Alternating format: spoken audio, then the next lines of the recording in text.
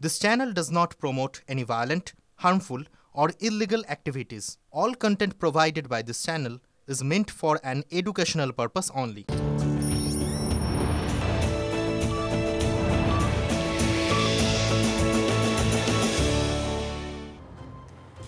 দেখছেন টিভি 9 বাংলা, আমি আত্রি আপনাদের সঙ্গে বাছাই করা 5 খবর নিয়ে শুরু করছি 5 কথা।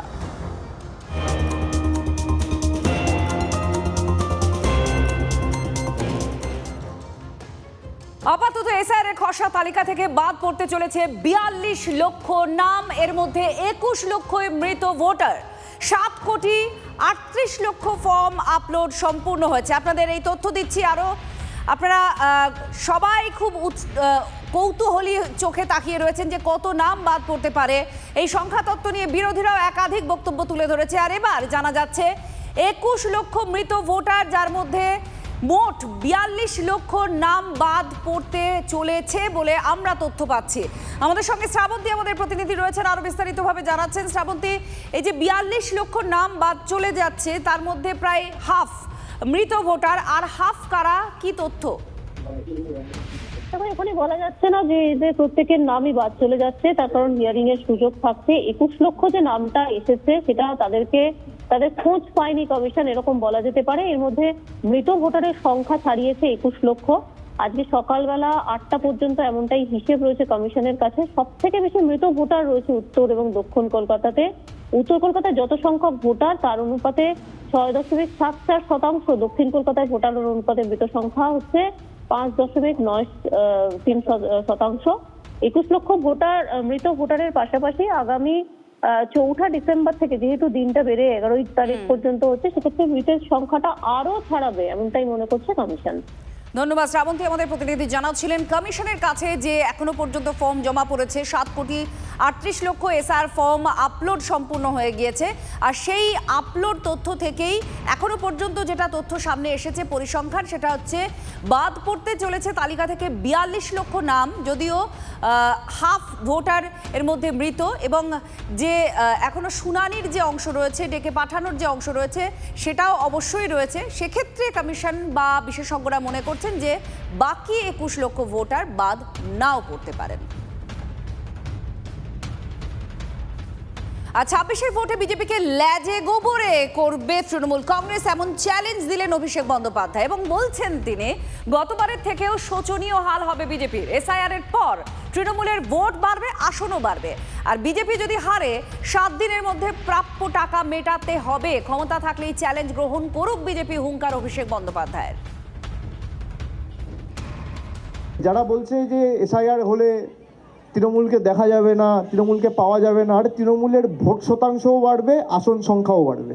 আমি আপনাদের কিচ্ছু বলছি না, আমি খালি এটুকু অনুরোধ করছি অত্যন্ত বিনয়ীভাবে, বিনম্রতার সাথে, যে বাংলা যদি আপনাদের আবার ল্যাজে গোবরে করে, যেভাবে 2021-এ আপনাদের ল্যাজে গোবরে করে হারিয়েছিল, তার থেকেও বেশি শিক্ষা আপনাদের দেবে, এবং তৃণমূল কংগ্রেসের ক্ষেত্রে ভোট শতাংশ, আসন সংখ্যা দুটোই বাড়বে।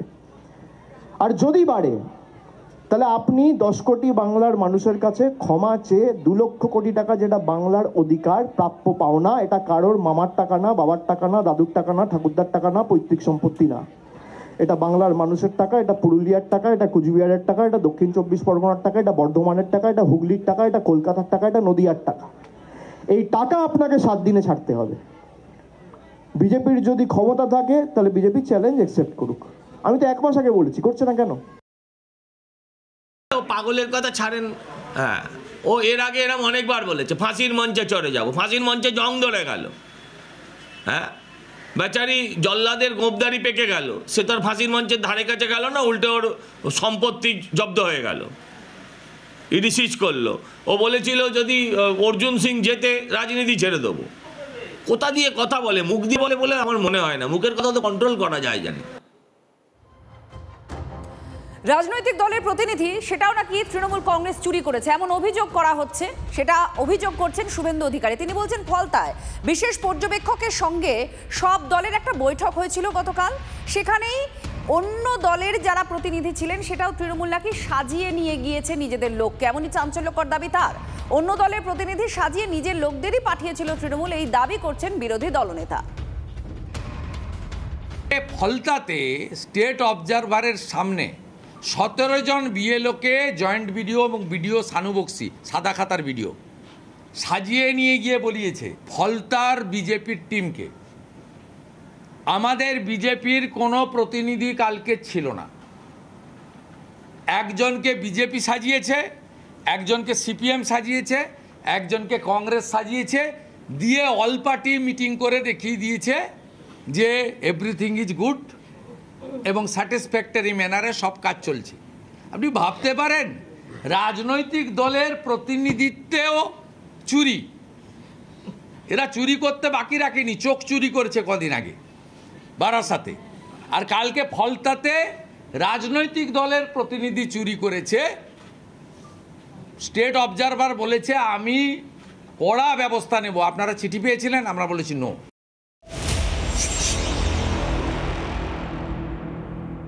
আর আজ গোটা দিন নজরে ছিল সিইওর অফিস চত্বর এবং সিইও অফিস, কারণ এসআইআর ইস্যু সরগরম হয়ে গেল আজকের পুরো দিনটা সিইও অফিস চত্বরে। ভেতরে বিশেষ পর্যবেক্ষকদের সঙ্গে বৈঠকে শুভেন্দু অধিকারীরা অর্থাৎ বিজেপির বিধায়করা, আর বাইরে তখন মুখ্য নির্বাচনী আধিকারিকের দফতরের সামনে বিক্ষোভ দেখাচ্ছেন তৃণমূলপন্থী বিএলওরা।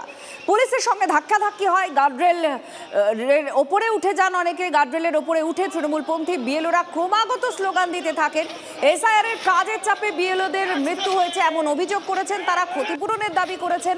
বিএলওদের বিক্ষোভের মাঝে ডেপুটেশন দিতে সিইও অফিসে যান বিজেপি বিধায়করা। আর এই মুহূর্তে সরাসরি চোখ রাখবো খেজুরির দিকে। পরিবর্তন সংকল্প যাত্রায় বক্তৃতা করছেন শুভেন্দু অধিকারী। খেজুরি বিধানসভার মূলত খেজুরি 1 নম্বর ব্লক এবং গড়বাড়ি 1-2 অঞ্চল, পার্শ্ববর্তী হলুদবাড়ি সহ কয়েকটি এলাকা থেকে আসা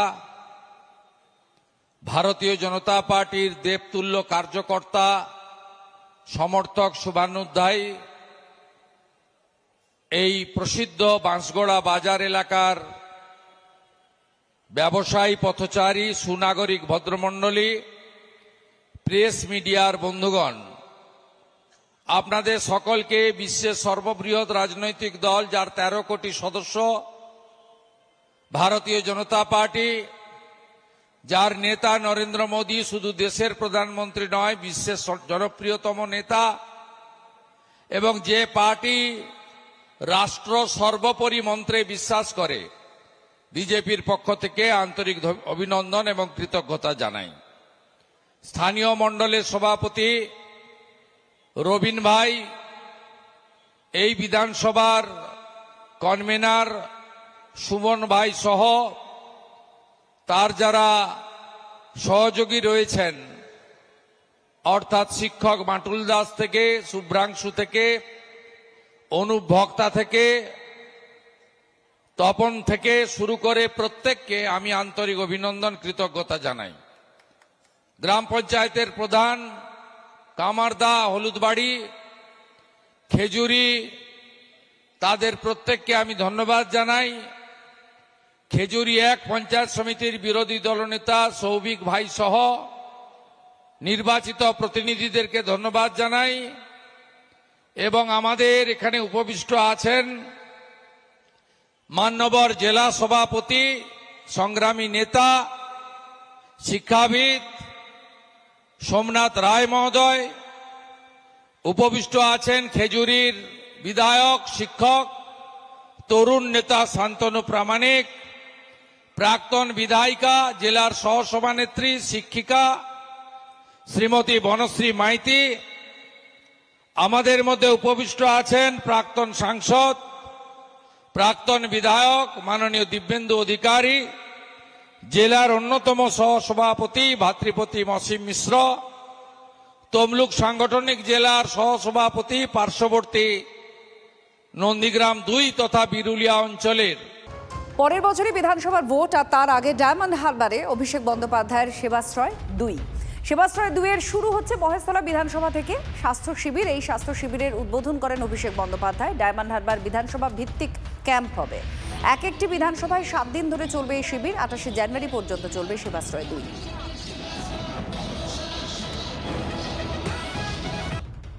অন্যান্য বিধানসভার ক্ষেত্রে আমরা প্রত্যেকটা বিধানসভায় ডেডিকেটেড একটা করে মডেল ক্যাম্প করছি। আমরা 7 দিন করে একটা বিধানসভায় ক্যাম্পগুলো করব এবং 7 দিন পরে, যেমন আজ থেকে শুরু হলো মহেশতলায়, আজ থেকে মহেশতলায় চলবে 7 দিন, তারপর 8 তারিখ থেকে চলে যাবে মিটিয়াবুরুজে, এবার মিটিয়াবুরুজে 7 দিন চলবে, তারপর চলে যাবে 7 দিন বিষ্ণুপুরে, বিষ্ণুপুরে বজবজে, বজবজের পর চলে যাবে বিষ্ণুপুরে, বিষ্ণুপুরের পর চলে যাবে সাতগাছিয়া, সাতগাছিয়ার পর চলে যাবে ফলতায়, একদম শেষে আমরা করব ডায়মন্ড হারবার।